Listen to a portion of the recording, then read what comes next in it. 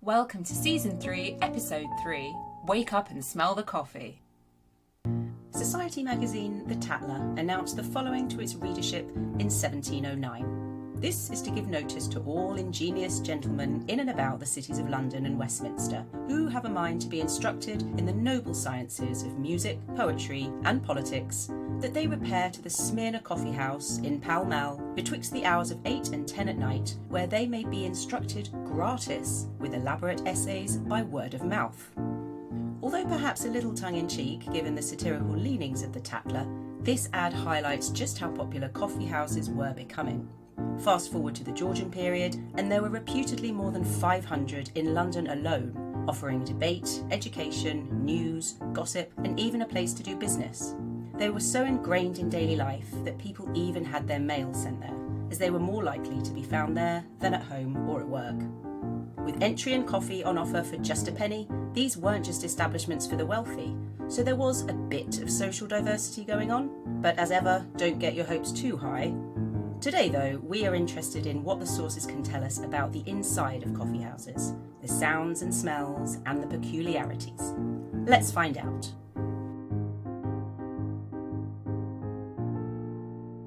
If you're a man, of course. What? This is all for men, right? Oh, I see. Well, it's funny you say that because our 4 sources today are all men, as you might expect from this time. Yeah, and the thinking that any woman's ears just weren't able to deal with this sort of highbrow stuff. So today we have 4 gentlemen, the first being W.M Scott, William Scott, English author, editor and doctor. Not much to say about him. He seems to like long book titles though. Then we've got John Timbs, another English author from London, sometimes published under his pseudonym Horace Welby. Various topics he covered, observations about humanity. He liked people and talking about them. Then we've got an advert from the London Gazette. And finally, we have a letter from Monsieur César de Saussure. Lots of sisters. Lots of, yeah, you don't want to lisp if you're Mr. César. But he was a Swiss traveller and letter writer who liked to share his musings with his family. Could I go first with William Scott, because I have got here a recipe for coffee from the Georgian era, so I think that would be a nice introduction to the topic. That sounds the perfect way to start. Go ahead. I hope it's delicious. You may be disappointed. I am reading from William Scott's book called The House Book, or Family Chronicle of Useful Knowledge and Cottage Physician. Snappy. Published in 1826. To make coffee. Into 2 ounces of the best coffee, fresh ground, put 8 coffee cups of boiling water. Let it boil 6 minutes. Pour out a cupful 2 or 3 times and return them again. Then put 2 or 3 isinglass chips or a few hartshorn shavings into it and pour 1 large spoonful of boiling water on it. Boil it 5 minutes more and let the pot stand by the fire 10 minutes for the coffee to settle. It will then be clear and bright. If it is wished to be particularly strong, 3 ounces of coffee must be used for 8 cups. And if it is not fresh roasted, let it be made perfectly hot and dry before or over the fire, before it is used. A teaspoonful of the best mustard flour added to every ounce of coffee greatly improves it, both in clearness and flavour. Serve hot milk or cream with it and pounded sugar candy or fine Lisbon sugar. Honestly, that sounds quite foul. I love that they have to just put loads of sugar in it and cream to make it palatable. Yeah. And boiling it for a really long time. I know. I'm getting a sort of stewed vibe. There's lots of reboiling, pouring things out, pouring them back in again, boiling some more. Is it just so horrible that they're basically boiling the life out of it to make it palatable? Potentially. Interestingly, I read many things that said that coffee was often taken with sugar, but not with any sort of milk or cream. There must be variations going around. Trendsetter. William Scott. William Scott. We're going to be talking about taste. We are. Now, if you think about today, if you are in Starbucks or Nero or anywhere, in fact, so many places serve coffee and tea, don't they? You've got all sorts of options, all these varieties. I don't drink coffee myself, I don't like the taste, but I've seen the menus. You've got lattes, cappuccinos, espressos, iced varieties, flavoured varieties. Yeah. The Georgians didn't have this. They had mainly a sort of dark brown, black water, bitter tasting. Often I read accounts that mentioned a residue or a sludge. Oh, God. I know, that word was actually used a few times, sludge. In a way that said, this is bad, or... I don't know, is sludge ever good? No. And there were loads of descriptions of it just not being very nice to taste. But people persisted. People did persist. Some of the descriptions were disgusting, dull, strong, stinking, essence of old shoes, and my favourite, the scent from Lucifer's deep furnace, a stench to stifle virtue and good manners. Jeez Louise. So this is an assault on your taste buds, but also on your olfactory organs as well. Yeah. If we think about this particular description, though, mustard flour, I'm just going to say why. Does it taste like mustard? I'm guessing so. Yeah, okay, mustard flour, so a bit spicy? Kick Well, to maybe it. that is nice then. You know, maybe like a chai tea. Like a chai, yeah. Okay, all right then, I'll roll back that one. Isinglass chips. No idea what they are. No. So isinglass is a form of gelatin or collagen obtained from fish, especially sturgeon. And it's used in making jellies, but also glue. Why is it needed in coffee? I don't know.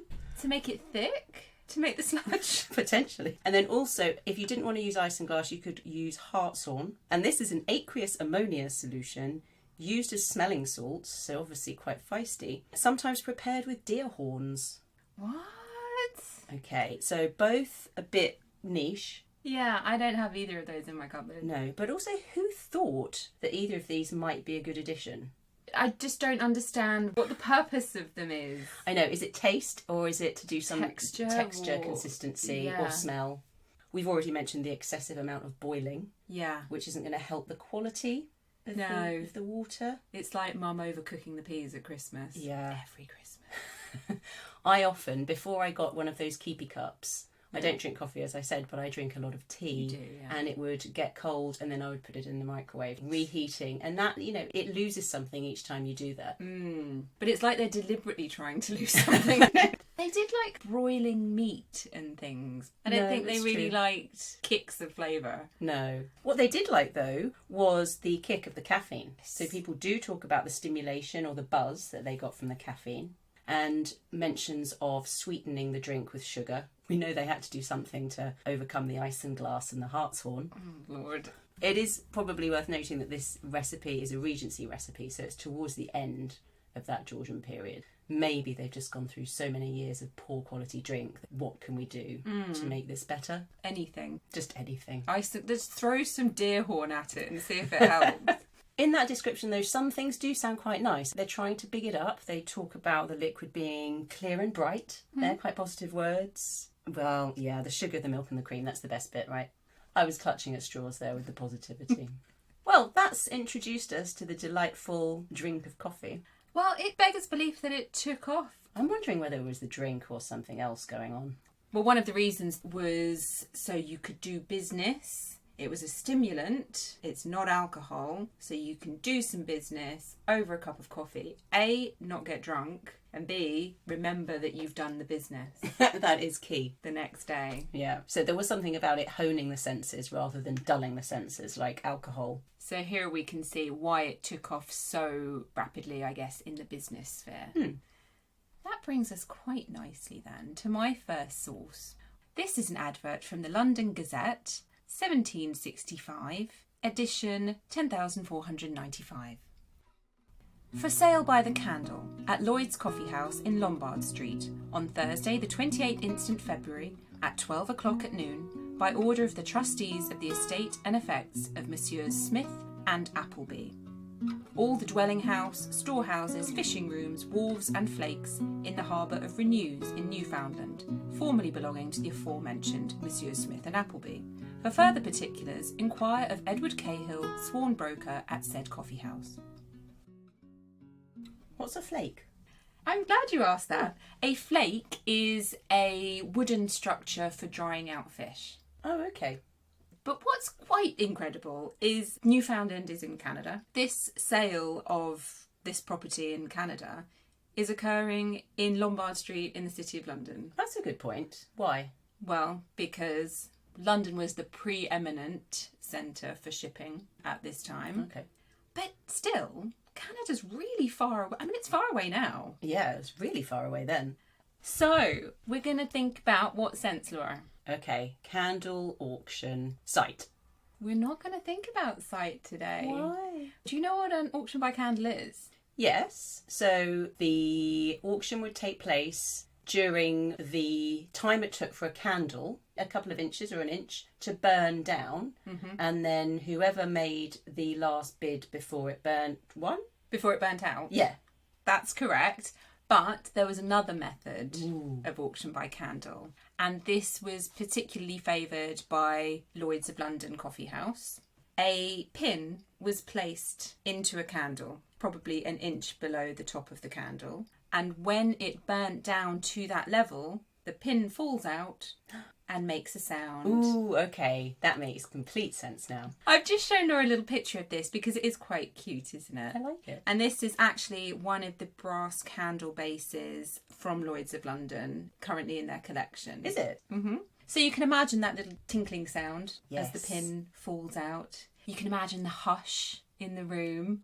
Apparently it's where the saying, "so quiet you can hear a pin drop," No. comes Oh, from. I hope it is. Your inclination would be to think that there's lots of hubbub and noise going on so that you wouldn't be able to hear the pin drop. That's what I thought. But I guess if people are waiting for it to drop, then maybe they are hushed. And you want to be the last bidder. You want to be the highest bidder before that pin drops. So Yeah. you've got the silence just before it goes. So your objective is to win this auction, right? Correct. So you're going to be listening. Yeah. Okay, that does make sense.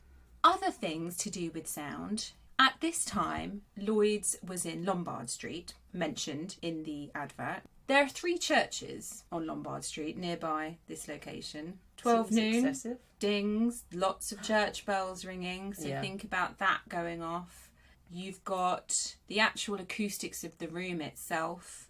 On the second floor, really high ceilings, Spartan furniture, wooden benches. Don't think rugs and anything luxurious. Very echoey. Lots of people in there. Again, lots of noise. You've got big clocks in the room itself, ticking and chiming. Floorboards, people walking about. There's hubbub. There's background noise. There's background noises. Lloyd's actually installed a pulpit from which these auctions would take place. You could hear the auctioneer better, and there are also announcements made from this pulpit. Other things going on in the room, it's obviously a coffee house still. You've got the clinking of the dishes, you've got the open fires, you've got the grinding of the coffee, you've got people calling for pen and ink to do business. They also served food. So you've got clinking cutlery, you've got people eating. I'm not sure if they made everyone stop for these auctions. But if it's so quiet you can hear a pin drop, then perhaps. Perhaps. Lastly, lots of dogs. What?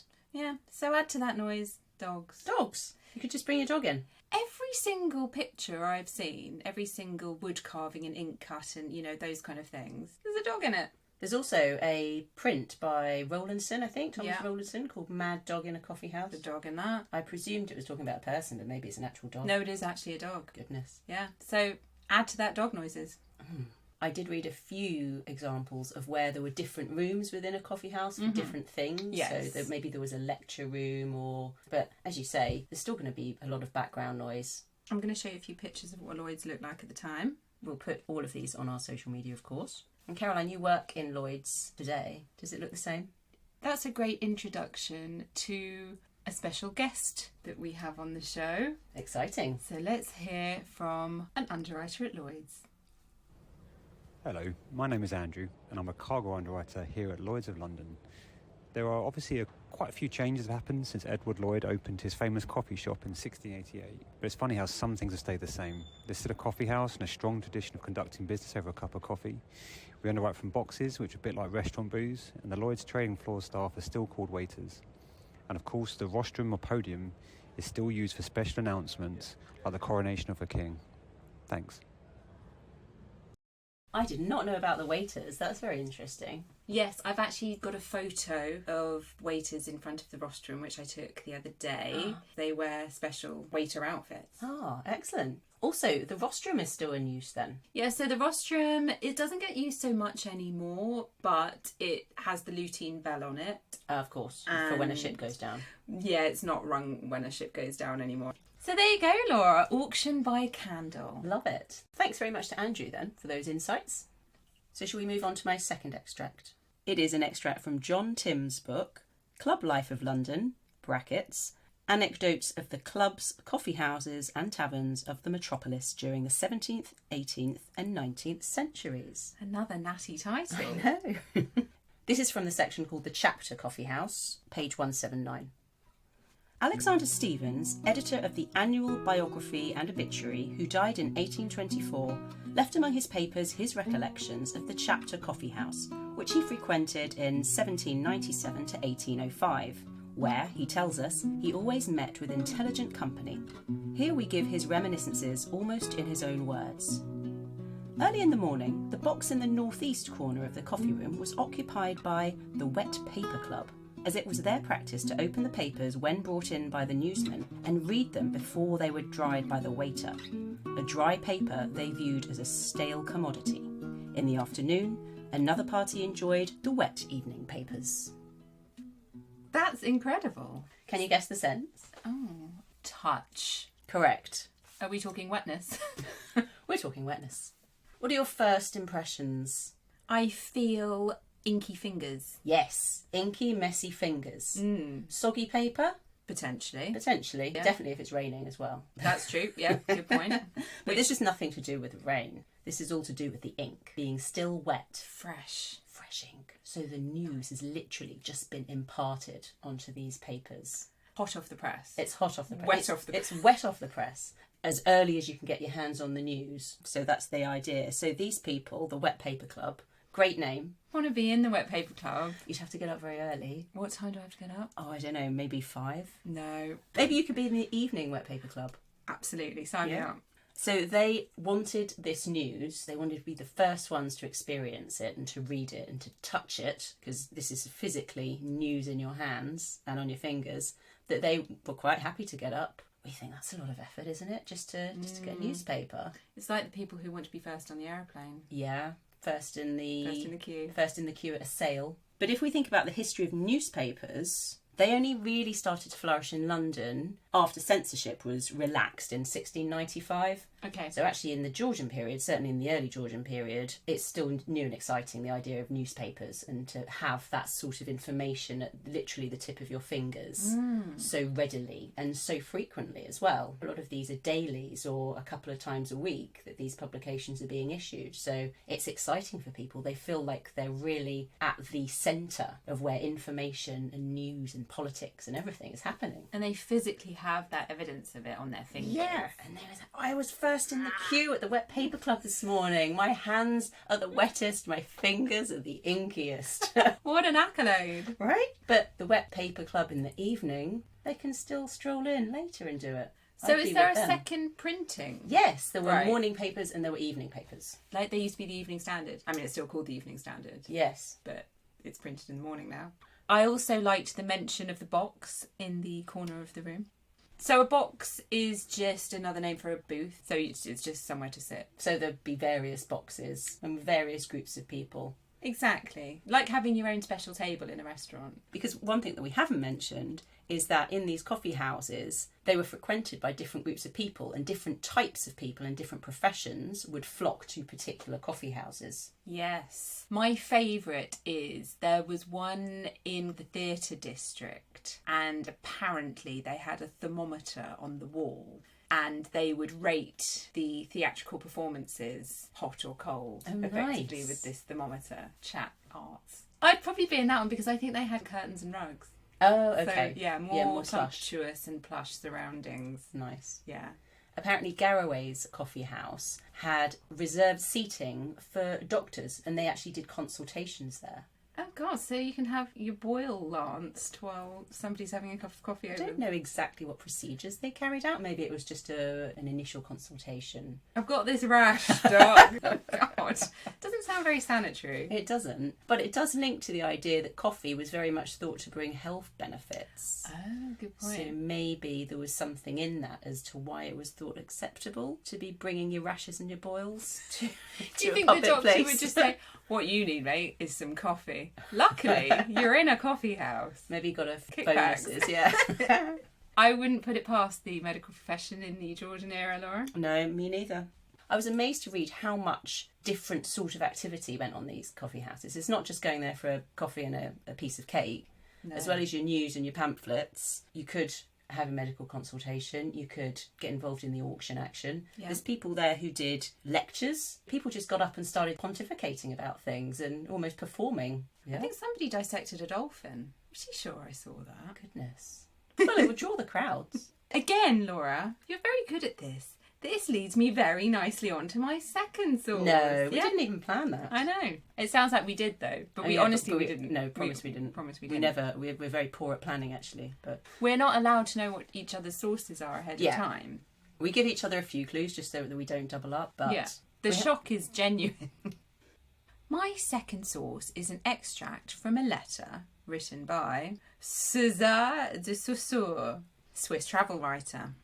This is from Letter 6, October 29th, 1726. In London, there are a great number of coffee houses, most of which, to tell the truth, are not over clean or well furnished, owing to the quantity of people who resort to these places, and because of the smoke, which would quickly destroy good furniture. Englishmen are great drinkers. In these coffee houses, you can partake of chocolate, tea or coffee and all sorts of liquors served hot.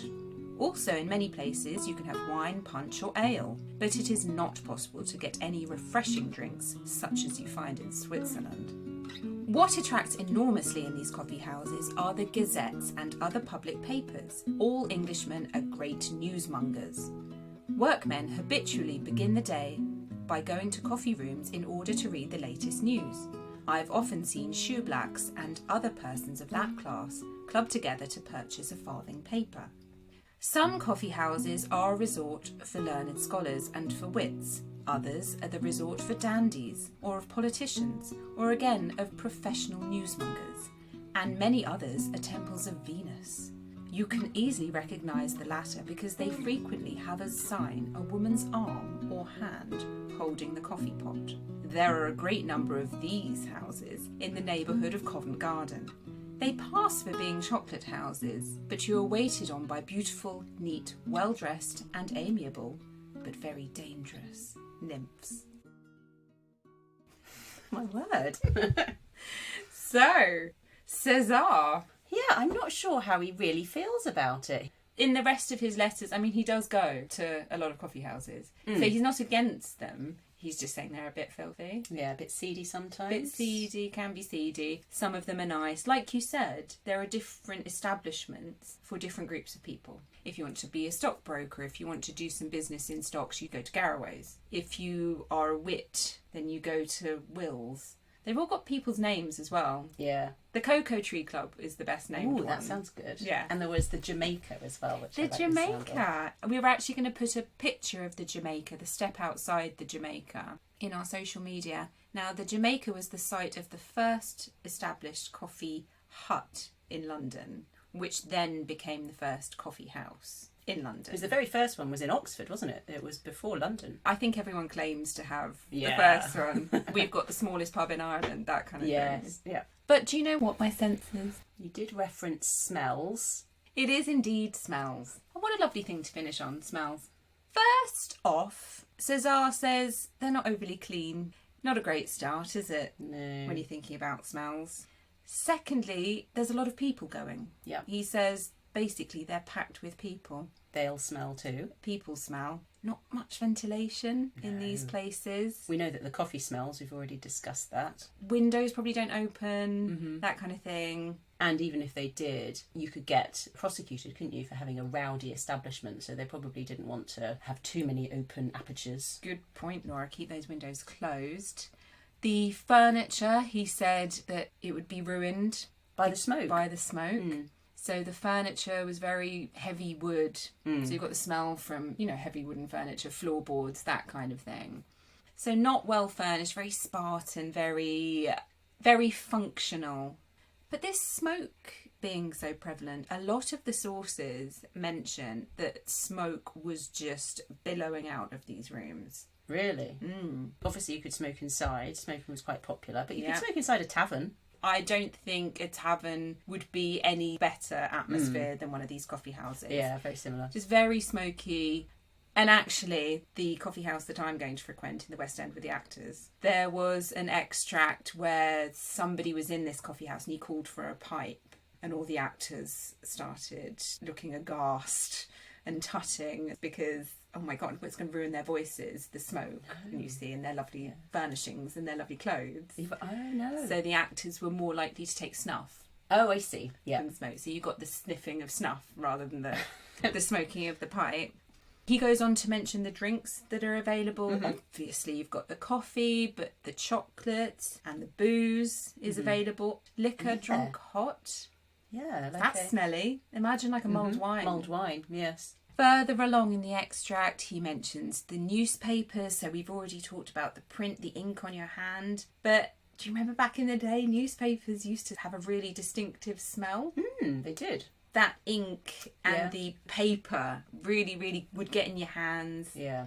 And these rooms were filled with newspapers and parchment and ink, to be fair, because people were transacting business. So intermingle those smells. But the actors were practising their lines. Of course, reading the latest plays. Yeah. He then not only mentions the amount of people, but the class of people as well. We mentioned this briefly in the introduction. These places were quite accessible across the classes, weren't they? You had to pay entry a penny, and to be fair, a penny's not that much. No. Really. So you could be, in this example, the shoe blacks or, shoe shiners. Shoe shiners. They'd be smelling of shoe shine. polish. And whatever their clients had stepped in. But they're rubbing shoulders with the people in the perfumed wigs. Yeah, the politicians. The politicians. The scientists. Exactly, the lawyers. Then you've got Lloyd's Coffee House, for example, which is located in the city, close to the docks, hence the maritime influence. You've got people coming from the docks, bringing the latest news from the colonies, etc. They're going to be smelling of ropes and tar and fish. Yeah, lovely. You've got the food being served. Some food types, just so you know. It wasn't your 3-course meals. Think cheese and bread and meats. Okay. Like a cold cut selection. Yeah. But also oysters and eggs. Oysters smell? Not really, but there's a bit of a sea smell. Now, depending how they're cooking their eggs. I love a boiled egg. No, it is boiled eggs. Yeah, they are whiffy. So they are very whiffy, actually. Candles, open fires, wood burning. Top it off, you got the dogs. Oh God, the dogs. This is a very smelly place. It's a good reason to be part of the early wet paper club, though, so you get in there before it's too busy, get the news, get out. Are you joining the early wet paper club? Yeah. And I'm going to be with the fops and the Yeah, artists. you are lounging around on your velvet cushions all afternoon. No smoke in my establishment. That's true. Oh, can I give you a Turkish proverb? Please. We talked about the site of the Jamaica. There was a Greek man who set up that coffee site, but it's really a Turkish influenced coffee, isn't it? And here's a Turkish proverb for you about coffee. It's supposed to be black as hell, strong as death, and sweet as love. Oh, that's great. Isn't it? Yeah. Tattoo alert. Please, Mum will be thrilled. Have you ever drunk Turkish coffee? I have, yeah, it's delicious. I have too. It's very thick though, isn't it? Isinglass. Maybe that's why it's so thick. Maybe. Well, to finish off, would you like a little quiz? About coffee? Yeah. Well, about coffee houses. Therefore, I am going to choose as my quiz partner today, out of my available gentleman sources. I'm going to go with Cesar because he's got an objective eye. Okay, interesting. Good choice. So I am going to give you 6 coffee house venue names. Okay. And I would like you to tell me whether they are real Georgian coffee houses or not. Nando's Coffee House. I know that that's correct. That is one. Roman's Coffee House. Oh, I'm going to say no. The Partridge Coffee House. I'm going to say no. Don Saltero's coffee house. Yes. Slaughter's coffee house. Slaughters. Isn't that the name of a law firm? So maybe it's... Yeah, I'm going to say yes. And finally, Trim's coffee house. No. You got 6 out of 6. Well done. 100%. This has never happened before. This has literally never happened before. Well done. Go and celebrate with an oat latte. Not sludge. Hopefully there won't be any sludge in it.